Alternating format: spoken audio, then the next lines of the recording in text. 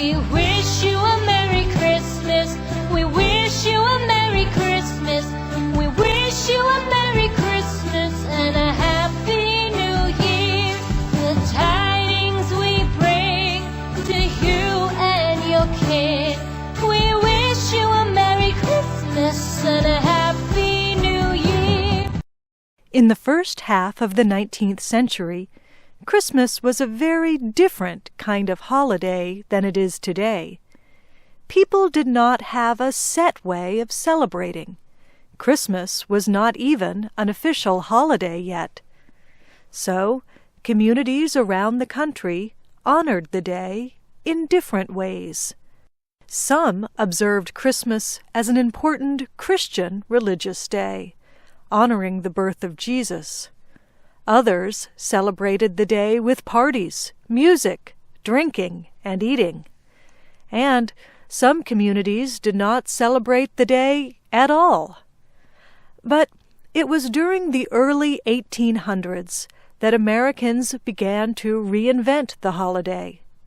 They started combining ancient Christmas traditions with modern American influences. Shirley Griffith and Steve Ember tell the story.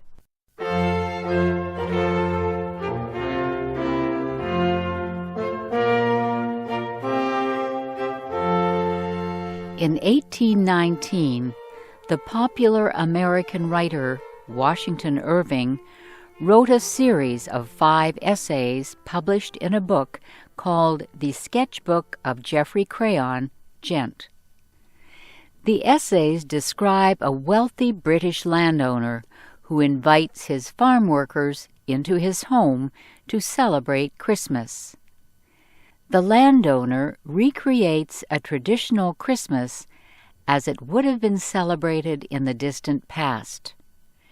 Irving praised this looking back to ancient traditions. He liked the idea of different levels of society coming together to enjoy a festive and peaceful holiday. Washington Irving seemed to express concern about the lack of such unifying Christmas traditions in modern America. Penny Restad wrote a book, Christmas in America, A History. It shows how Americans began to slowly shape Christmas into a unifying national holiday during the first half of the 19th century. She describes how Christmas had different meanings for Americans who came from different cultural and religious backgrounds. Many immigrants brought Christmas traditions from their own countries. Religion played a big role in how an American might celebrate the holiday. Calvinist Christians banned the celebration of Christmas. But groups such as Episcopalians and Moravians honored the day with religious services and seasonal decorations. By mid-century, Christian groups began to ignore their religious differences over the meaning of Christmas and honored the day in special ways.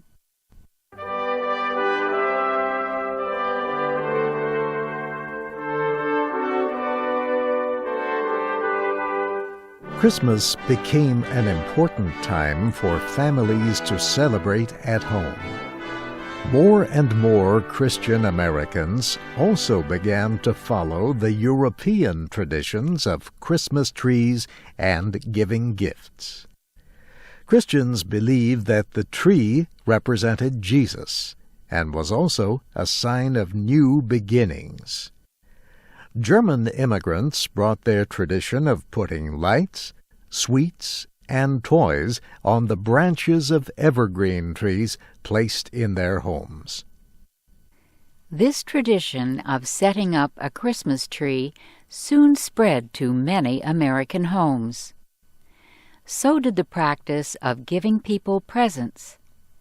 As these traditions increased in popularity, the modern trade and business linked to Christmas also grew.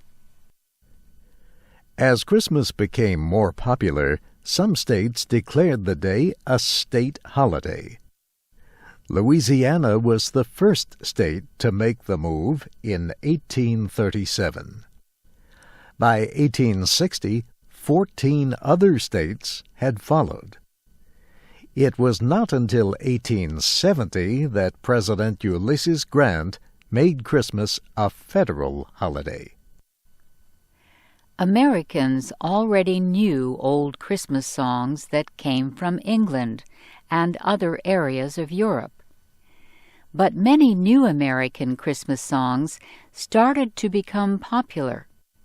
For example, in 1849, a religious leader from Massachusetts wrote the words to "It Came Upon a Midnight Clear." The song Jingle Bells appeared 7 years later. And a year later, a religious leader in Williamsport, Pennsylvania, wrote the song "We Three Kings of Orient Are."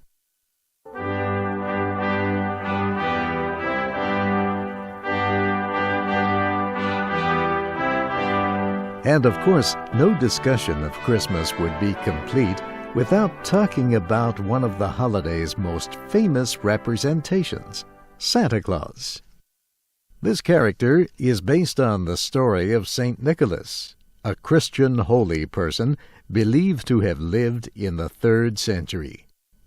St. Nicholas became known as a protector of children. In his role as a Christmas hero, different cultures have given him different names. These include Sinterklaas, Kris Kringle, and Father Christmas.